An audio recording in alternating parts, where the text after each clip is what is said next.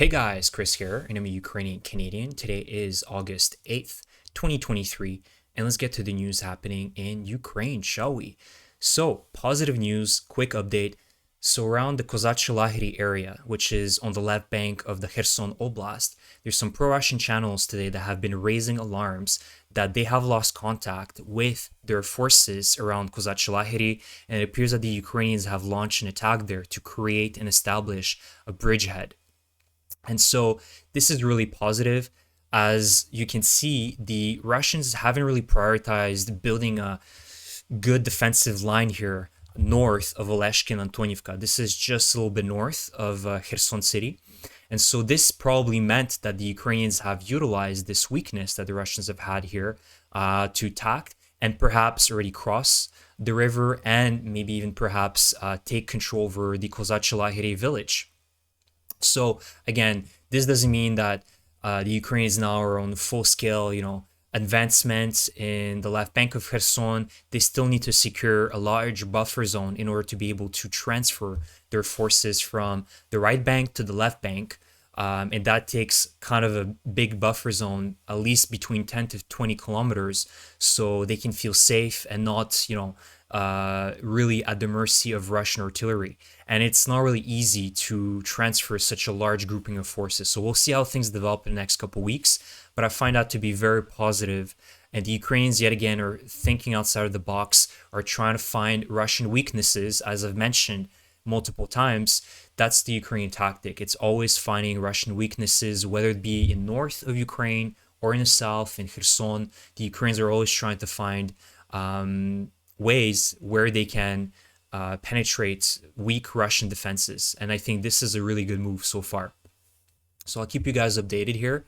Let's just take a quick look on the deep state map so you can visualize why perhaps the Ukrainians have attacked here.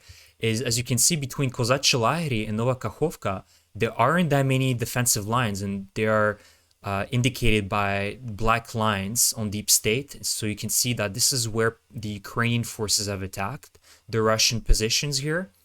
And anywhere from Kozachi Lageri to Nova Kakhovka, there isn't really much here. So I think this is an explanation as to why the Ukrainians attacked here.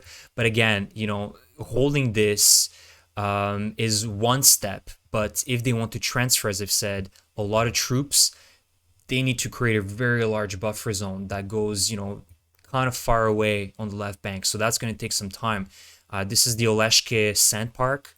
So at least push the Russians out of this. So there's the Sand Park, which will force them to also eventually leave much further, because this is kind of a barren zone right now. And the same thing with Oleshki. So they need to take some large cities where they can get good cover, good positioning for staging area for further offensive capabilities. That might take weeks, if not months, for the Ukrainian forces. But I like what I'm seeing here right now.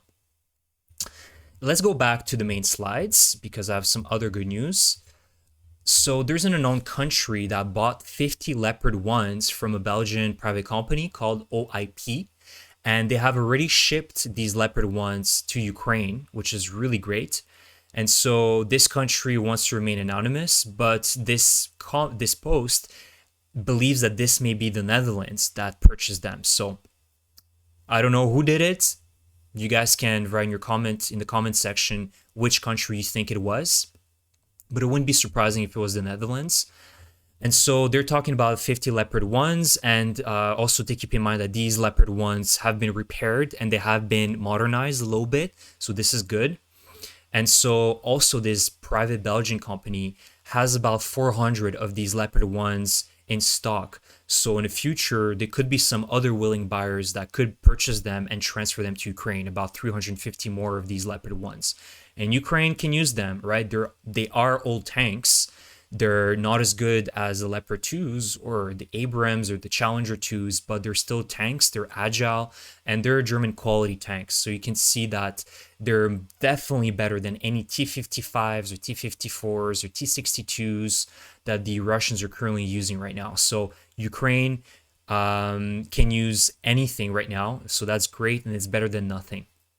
So I'll be interested to hear what you guys think, which country purchased them.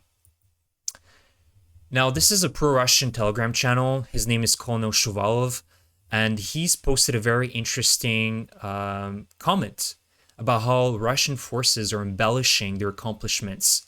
And so you can see here that he brings an example. Again, this is a direct translation from like an image translation, because this post was written in Russian, so it's not perfect. It's not really well translated, but you get the idea. So basically saying that, unfortunately, of course, the Russians have managed to damage and capture Western equipment. That includes the Bradleys, Leopard 2s, and even the CV90s recently.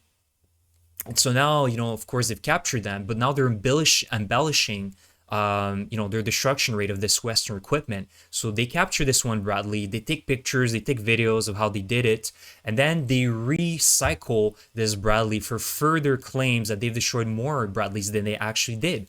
As you can see here, he says that then after, the initial destruction of this Bradley, they use a beautiful shot from a helicopter in a different location to showcase that they destroyed a second Bradley. And then tomorrow, they might reposition this same Bradley that was already destroyed twice to capture a video about, self-propelled howitzer and how it destroyed a third Bradley somewhere else, right? And so they can basically claim, infinitely how they've destroyed, 3 Bradleys instead of 1. And so basically, this can only be beneficial and good thing for the Ukrainian forces, because the Russian MOD receives bad intel from the battlefield, and obviously they base their decision making and their actions on that. So if they have bad intel, this can only be a good thing for Ukrainian forces. And it shows yet again, I don't think it's surprising to most of my viewers, that the Russians are incited, are rewarded, I should say, by lying and embellishing, and manipulating the information.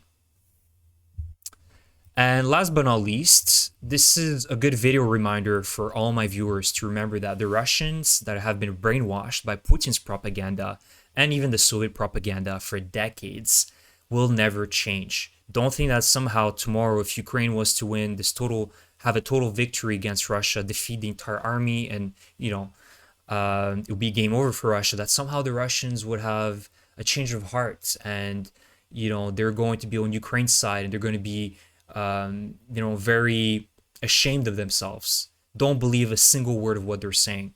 They will never change. So never forget this. And this is another example of why. So this is a Russian POW, prisoner of war, that has been interviewed, and she's asking him, so you thought that we were Nazis here? And he says, yep. And today, what do you think? And he says, I still think the same. Nothing has changed. That we're Nazis? She asks. And he nods his head. And then she says, so how are you here?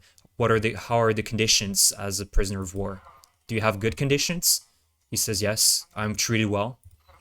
And would Nazis, behave themselves in such a good way against prisoners of war? He says, well, you are civilized Nazis. So you see that the cognitive dissonance here is strong. So now there is a differentiation between uncivilized Nazis and civilized Nazis. So now the Ukrainians are civilized Nazis. Anyways, never forget the fact that the Russians will never change. They're brainwashed. So that's the video for today, guys. If you enjoy my content, my videos, please subscribe to my channel. It really helps me continue making these videos, showing you the truth about what's going on in Ukraine. I really appreciate your support. I really appreciate your support for Ukraine's cause. And I will see you guys in the next video. Thank you and take care. Slava Ukraini.